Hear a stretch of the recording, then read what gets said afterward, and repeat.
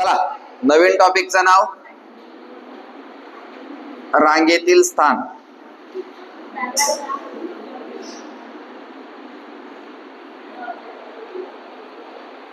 तारीख टाकली, आजची तारीख टाकली का? ठीक. आता बघा, रांगेतील स्थान हा जो टॉपिक आहे हा आता आपल्याला कसा घ्यायचा आहे. आता याचे पण 4-5 पार्ट होतील, पण मग कसं सोपे सोपे, पण जेवढे सोपे तेवढेच ते कठीण. कारण आपण शिकताना सोपे शिकतो आणि परीक्षेला येताना काय येतं आपल्याला कठीण येतं. आता सगळ्यात पहिले तर रांग म्हणजे काय. आता तुम्ही ज्या पोझिशन मध्ये बसले इकडे पहा, आता ही एक रांग आहे, बरोबर का? त्याच्यानंतर ही एक, ही एक, ही एक, अशी एक रांग आहे. आता रांगेमध्ये जेवढे लोक बसले तेवढे आपल्याला मोजायचे. आता रांग बसताना कशी बसेल, हे बघा, हा 1 नंबरचा विद्यार्थी, हा 2 number, 3 number, 4 number, 5 number, 6 number, 7 number, 8 number. पण ही रांग कशी झाली, उभी. समजताय का? उभी. जसं आपण परिपाटला बसतो, परिपाटला एका मागे एक असं बसतो आपण. एका मागे एक बसले म्हणजे काय की आपण सोडवताना असं सोडवणार नाहीये. सोडवताना आपली जी रांग पोझिशन असेल ती कशी असेल, अशी, या पोझिशन मध्ये. समजताय का? समजताय का? मग आता ह्या रांगेत समजा 5 लोक बसले आहे. किती लोक बसले? 5 लोक बसले. तर मग हा झाला त्यांचा मधला व्यक्ती, 3 नंबरचा. समजताय का? मग सर आता इथे आपण रांगेची सुरुवात कुठून करायची? कुठून करायची? तर रांगेचा पहिला माणूस आपला असेल हा. 1 2 3 4 5 आणि मग जर जास्त असले तर आपण इकडे वाढवू. बरोबर का? सगळ्यांना क्लिअर झालं? म्हणजे रांग काढताना आपण अशी उभी नाही काढणार, कारण आपला प्रश्न सॉल्व्ह नाही होणार मग त्याच्याने. समजतंय का? कोणाकोणाला समजतंय? हे असं मी का करतोय आता पहा. आता जर समजा एखादी विद्यार्थी असा बसला, समजा हा बसलाय, हा ए, हा बी, हा सी, हा डी, हा ई आणि हा एफ. बरोबर का? आडव्या रांगेत मी यांना बसवले, आडव्या रांगेत मी यांना बसवले. पण हेच जर आपण आता सोडवताना असं सोडवलं असतं, A B C D E F असं बसवले असते, तर मग काय झालं असतं पहा आता, की इथे ते म्हणतात की सी च्या उजव्या बाजूला कोण बसलाय रे? डी बसलाय. सी च्या उजव्या बाजूला डी बसलाय. मग आता आपण आताच शिकून आले दिशा टॉपिक मध्ये उजवी बाजू आणि डावी बाजू. मग आता हा जो सी बसलाय, या सी चं तोंड कुठे असेल रे? वरती. कोणत्या दिशेला? उत्तर दिशेला. मग उत्तर दिशेला त्याचं तोंड आपण दाखवलं. आपलं जर पाठ येते आता दिशा टॉपिक मध्ये, तर त्याची उजवी बाजू आपल्याला लगेच समजते आता की डी हा त्याच्या उजव्या बाजूला आहे आणि बी हा त्याच्या. पण जर आपण असं घेतलं, जर आपण असं घेतलं तर हा सी ते बसला आहे, तर सी च्या उजव्या बाजूला कोणीच नाही आणि सी च्या डाव्या बाजूला पण कोणीच नाही. म्हणजे उभं जर आपण सोडवलं तर आपल्याला ते सॉल्व्ह होणार नाहीये. म्हणजे एक्झाम काय म्हणते मग की तुम्ही तिला आडवी करा. म्हणजे दिमागाने जर गेलं तर रांगेत लोक बसता कसे? उभे. म्हणजे 1 number bench, 2 number, 3 number, 4 number, 5 number असे उभे. पण आपण सोडवताना कसे सोडवू त्याला? आडवे, जेणेकरून आपण चुकणार नाही. आणि जसे जसे आपण ते प्रश्न घेऊ तसे तसे तुम्हाला ते समजतील. आता सगळ्यात पहिले ते एकदम सोपं सोपं सांगतो. ही एक रांग आहे, या रांगेमध्ये किती लोक बसले? एकदम क्लिअर, कोणाच्या डोळ्यामध्ये काहीच फॉल्ट नाही. आणि शिंबी तर मी मोजून दाखवतो. पाय भाऊ, 1 2 3 4 5 आणि हा 6. सर या रांगेत 6 लोक बसलेले आहेत. मग एकदम सोपा पहिला प्रश्न की रांगेत 1 नंबरला कोण बसलेला आहे? हा झाला प्रश्न.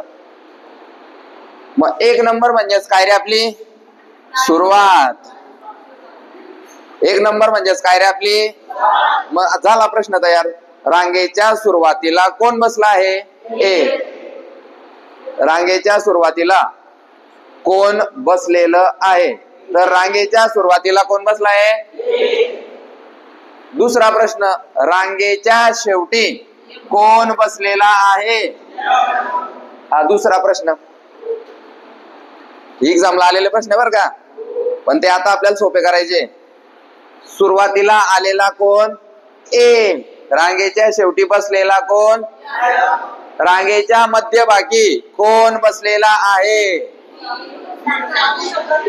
रांगेच्या मध्यभागी कोण बसलाय? सांगू शकत? सांगायचं असेल तर आपल्याला एक माणूस अजून वाढवावा. हा आता म्हणजे जेव्हा हे आपल्याला त्याला मध्यभागी माणूस विचारायचा असेल, मध्यभागी म्हणजे काय? इकडे पण तेवढेच, तिकडे पण तेवढेच, म्हणजे इकडे 3 इकडे 3, हा मध्यभागी. 3 प्रश्न क्लिअर? हा आता चौथा पॅटर्न जो आहे आपला, तो काय असेल की पुढून आणि मागून. समजतंय का? पुढून म्हणजे काय? सुरुवात पासून. याला शुद्ध मराठीमध्ये समोरून. आता थोडस हे झालं, ते घाण झाली तरी, तर घाण क्लिअर करू म्हणजे मला एक जास्त चांगलं एक्सप्लेन करता येईल. सगळे शुद्धीवर आहे? सगळ्यांची उतरली आहे? हा सर, तुम्ही उलटा मार्कर पकडताय आणि आम्हाला म्हणताय का शुद्धीवर आहे. या रांगेत टोटल किती लोक बसले रे? 7. A B C D E F G. हा ए आहे सुरुवातीला. सुरुवात कुठून? ए पासून. एंड कुठे? मध्यभागी कोण? नेक्स्ट. आता प्रश्न विचारताना तो काय विचारतो की पुढून दुसऱ्या क्रमांकाला, पुढून दुसऱ्या क्रमांकाला कोण बसलेला आहे? तर मग आपल्याला पहिले हे समजलं पाहिजे की पुढून म्हणजे काय. पुढून म्हणजे काय? समोरून, सुरुवातीपासून. आणि या पुढूनला शुद्ध मराठीमध्ये काय रे? समोरून. समोरून दुसऱ्या क्रमांकावर कोण बसलेलं आहे? म्हणजे समोरून, पुढून आणि सुरुवात हे तिन्ही एकच आहे. समजतंय का? मग प्रश्न तयार होतो, समोरून 5व्या क्रमांकावर कोण बसलेलं आहे? कोण रे? आता मग काय करेल तो? एबीसीडी नावाने देणार. एना, बिना, क्याना, टॅना, मॅना असे नाव देईन की जे आपल्या लक्षात राहणार नाही. पण जर आपली कन्सेप्ट क्लिअर असेल तर तो किती बी कॅना भरो, आपण बरोबर ते टॅकल करू. हे झालं पुढून. मग आता त्याला समजलं की या पोरांना सगळं माहिती आहे, पुढून, समोरून, सुरुवात पासून. 3 पॅटर्न झाले ना. सुरुवात पासून 5व्या क्रमांकावर कोण बसलेला आहे? पुढून 5व्या क्रमांकावर कोण बसलेला आहे? समोरून 5व्या क्रमांकावर कोण बसलेला आहे? तसंच मागून येतो तो.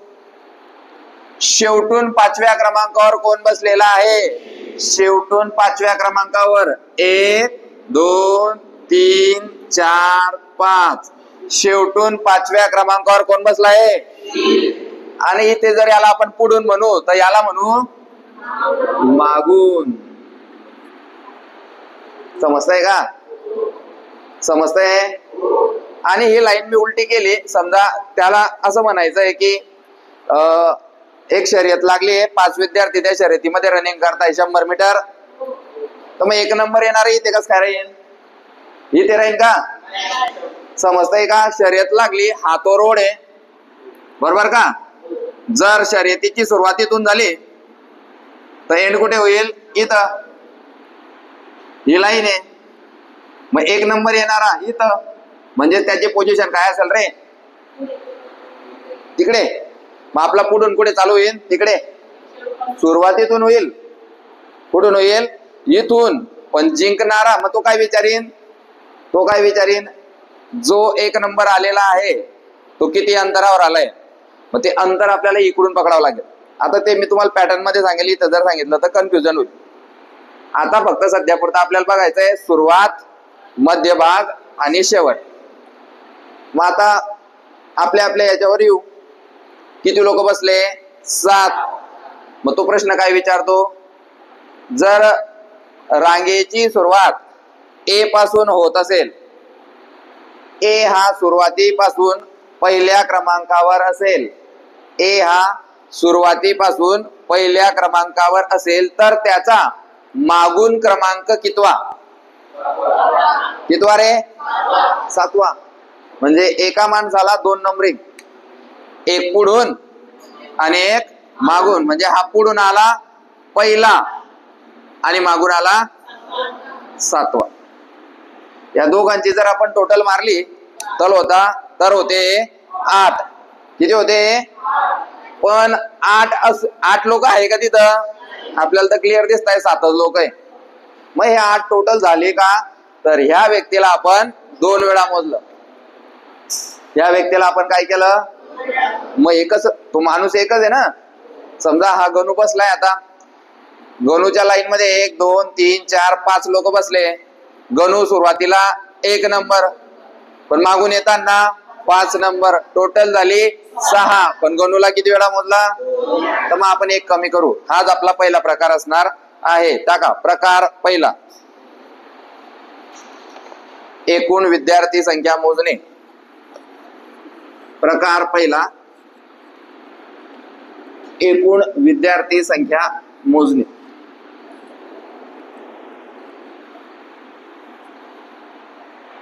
लिहा.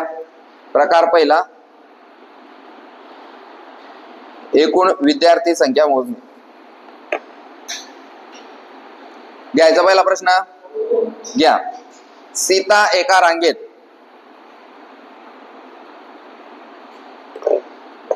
समोरून 7वी व मागून 8वी आहे. सीता एका रांगेत समोरून 7वी व मागून 8वी आहे.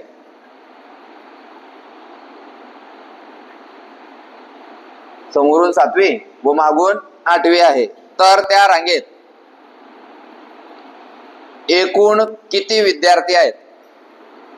आता पहिला प्रश्न आहे तो मीच सांगेन, मग नंतरचे सगळे 65 जे प्रश्न आहेत ते तुम्ही सोडायचे.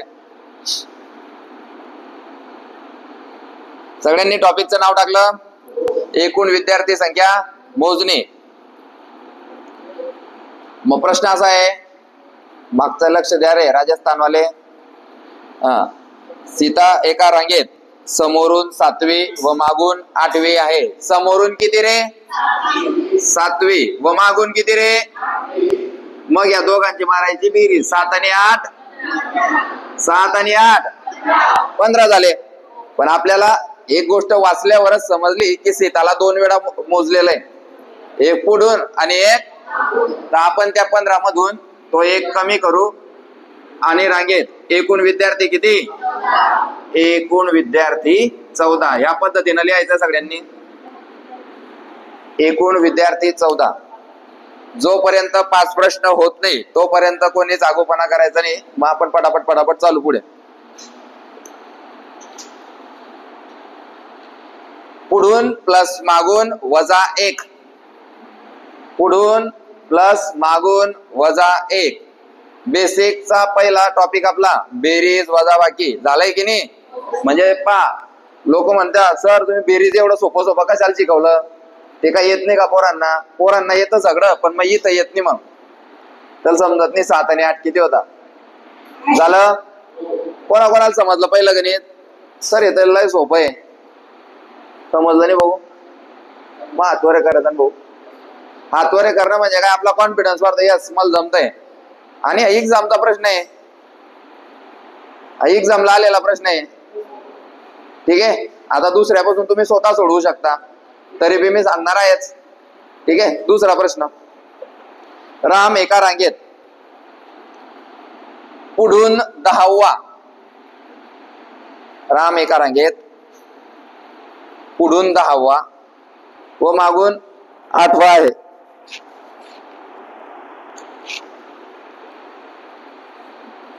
राम एका रांगेत पुढून 10वा व मागून 8वा आहे. तर त्या रांगेत एकूण किती विद्यार्थी आहे?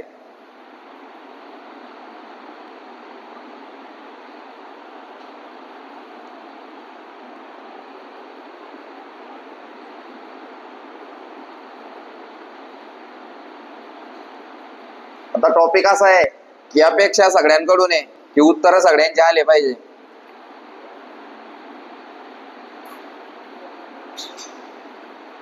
दोघांची बेरीज वजा 1, दोघांची बेरीज केली 10 आणि 8 18, आणि रामला 2 वेळा मोजले म्हणून 1 वेळा वजा 18 वजा 1 17. त्या रांगेत एकूण विद्यार्थी किती? जमलं का भाऊ? जमलं का तिकडे? रुपेश मागे. हा, प्रश्न क्रमांक कसं करायचंय? समोरून म्हणजे पुढून 10 मागून 8 टोटल 18. रामला 2 वेळा मोजलं, 18तून 1 गेला, एकूण विद्यार्थी 17. जर बोललं तर माइंड ऍक्टिव्ह होईल. आपण असं तोंड एवढूसट करून बसले तर होणार नाही. हा सोपा प्रश्न आहे सर. मग सोपं कशाला शिकवताय? सोप्यापासूनच सुरुवात करावी लागते, मग कठीण वर जातो. डायरेक्ट 10वीत टाकलं का रिकामे पैसे वाया जातील 9वी पर्यंत. डायरेक्ट गेले 10वीत ऍडमिशन करू 17 नंबरनं. असं केलं असतं तुमच्या घरच्यांना तर काय झालं असतं? म्हणजे माणसाचं जर बेसिक पक्का असेल, पाया पक्का असेल, तर तो कठीण गणित इझी सोडवेल. ठीक आहे, या पुढचं गणित. सीता समोरून 7वी व मागून 15व्या क्रमांकावर बसलेली आहे.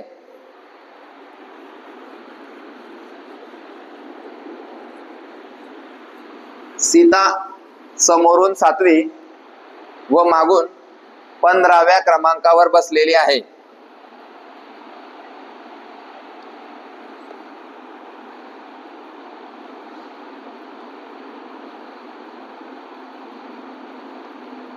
तर त्या रांगेत एकूण विद्यार्थी किती? 5 प्रश्न घेणार आहे आपण, म्हणजे 5 मिनिटात आपले 5 प्रश्न होऊन जातील.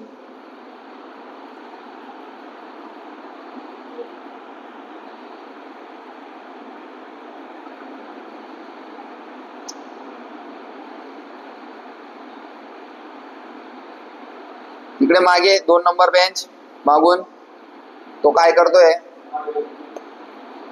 तो बाजूचा काय करतोय? तू त्याच्या वहीत पाहतोय भाऊ. मग मी सांगतोय तेव्हा लिहिता येते का? बर. सीता समोरून 7व्या क्रमांकावर व मागून 15व्या क्रमांकावर आहे.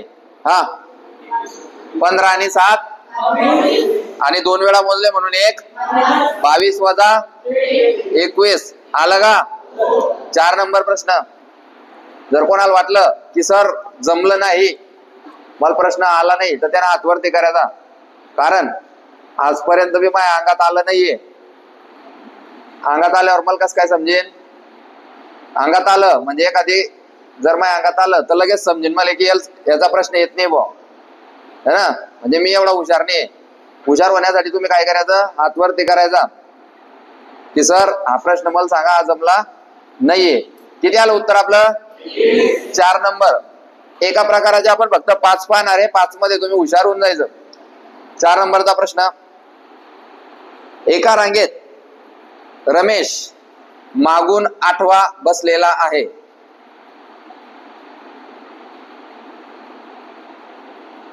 एका रांगेत रमेश मागून 8वा बसलेला आहे.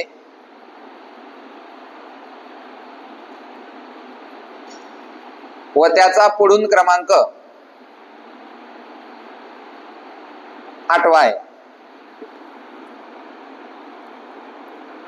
एका रांगेत रमेश मागून 8वा बसलेला आहे व त्याचा पुढून क्रमांक 8वा आहे.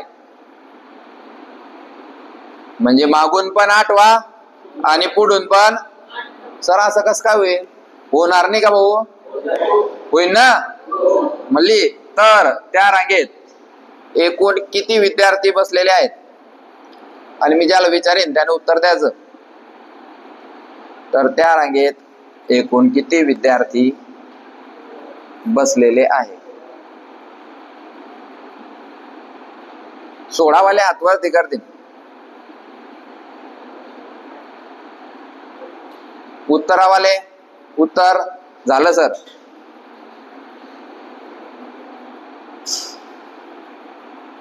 थोडं आजूबाजूला पहा. आपल्या आजूबाजूला हात खाली आहे म्हणजे हे जे लोक हात खाली वाले यांचे दिमाग खाली आहे ना. हा तू गोटू झालं नाही. 16 उत्तर आहे. हा मग म्हणूनच घेतला हा प्रश्न की आता सगळेजण काय करताय, मागून एवढा ते पुढून एवढा, मग दोघींची बेरीज वजा 1. मग मी काय केलं, फक्त आकडा सारखा करून टाकला. रमेश हा मागून कितवा रे, 8वा, आणि पुढून पण कितवा, 8वा. मग आता सगळ्यात पहिले तर तुला आकृती काढून दाखवतो. 1 2 3 4 5 6 7 आणि 8 नंबरवर कोण रे, रमेश. हा झाला पुढून,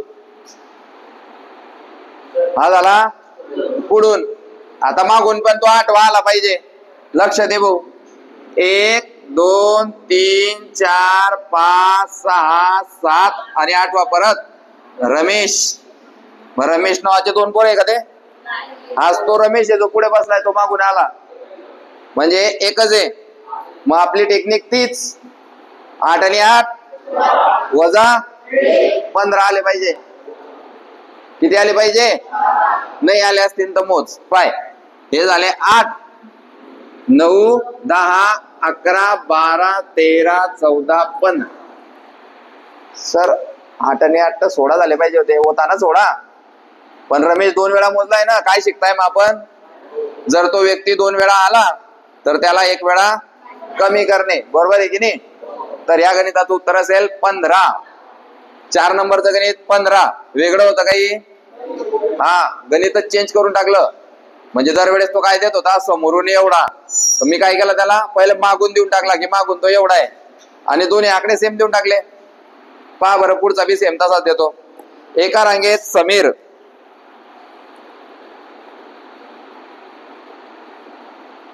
समोरून चौथा बसलेला आहे. एका रांगेत समीर समोरून चौथा बसलेला आहे व त्याचा क्रमांक मागून सुद्धा चौथाच आहे.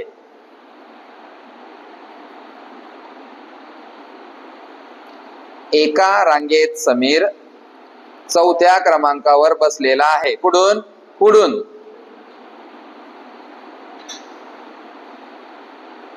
व त्याच रांगेत त्याचा मागून क्रमांक चौथाच आहे. म्हणजे पुढून पण चौथाच आणि मागून पण चौथाच. तर त्या रांगेत एकूण किती विद्यार्थी आहेत? तर त्या रांगेत एकूण किती विद्यार्थी आहेत?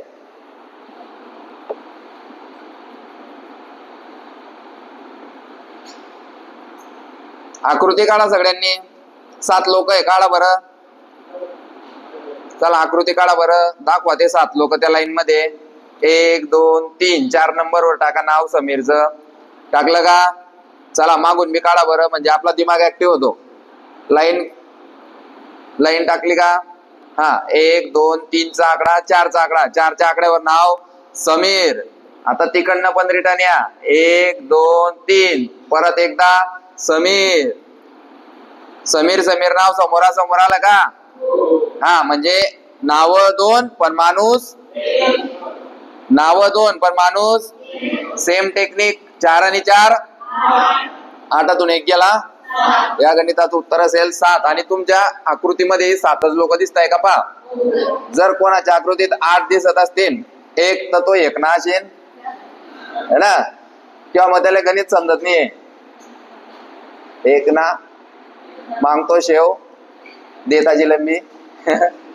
उलट झालं का?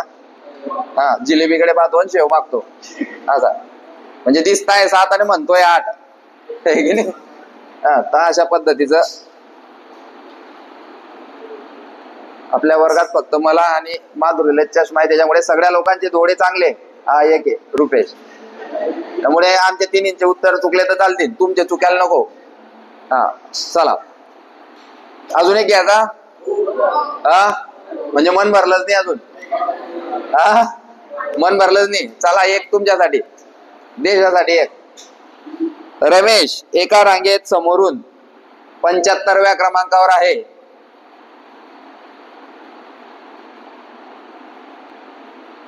रमेश एका रांगेत समोरून 75व्या क्रमांकावर आहे. त्याच्या मागे गणेश बसलेला आहे. रमेश एका रांगेत समोरून 75व्या क्रमांकावर आहे. सुरू झालं इमॅजिनेशन. शाबास. व त्याच्या मागे गणेश बसलेला आहे. रमेश आणि गणेश. रमेशच घेतलं ना, पहिलं नाव काय घेतलं? हा. त्या रांगेत मागून, त्या रांगेत मागून रमेशचा क्रमांक 100 आहे. त्या रांगेत मागून रमेशचा क्रमांक 100 आहे. पुढून किती नंबरवर येतो? 75. मागून किती नंबरवर आहे? हा. त्या रांगेत रमेश मागून 100व्या क्रमांकावर आहे. लिहिलं. तर त्या रांगेत, तर त्या रांगेत उत्तर सांगायचं नाही, हातवरती करायचं, मी समजून जाईल. एकूण विद्यार्थी किती आहेत? तर त्या रांगेत एकूण विद्यार्थी किती आहेत? आज चांगला वरती करा म्हणजे मला खाली हातवाले सापडतील. शाबास. Okay okay okay. करून घ्या हात खाली. आणि ज्याचं लेट करंट आहे, म्हणजे उत्तर लेट झालं नंतर त्यांना असं करून द्यायचं. हा, लेट करंट वाले. ओके.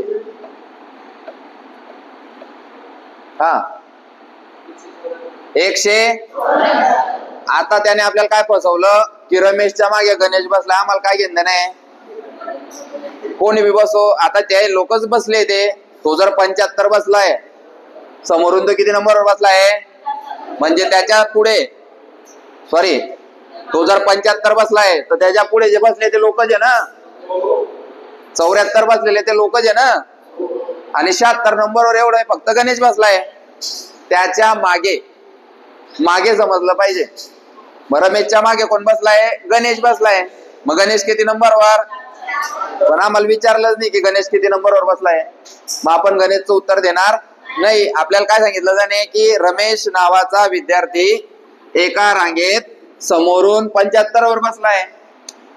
समोरून 75वर कोण बसलाय? रमेश. आणि आपल्याला फसवण्यासाठी त्याने काय सांगितलं की रमेशच्या मागे गणेश बसलाय. बसू दे. मग पुढच्या लाईन मध्ये तो म्हटला की मागून रमेशचा क्रमांक 100 आहे. तर रांगेत एकूण विद्यार्थी किती? तीच टेक्निक. 100 plus 75 total 175. टोटल वजा 1 म्हणजे या गणिताचं उत्तर असेल 174. आकडा मोठा घेतला मुद्दाम. गणेशचा गणितात काही संबंध न होता ते आपल्याला फसवण्यासाठी दिलं समोरच्याने. समोरच्याला वाटतं की गणित काहीतरी चेंज आलाय, एक जण वाढलाय, तर मग 174 नाही 175च लिहू आपण. पण गणेश तिथे बसलेला आहे.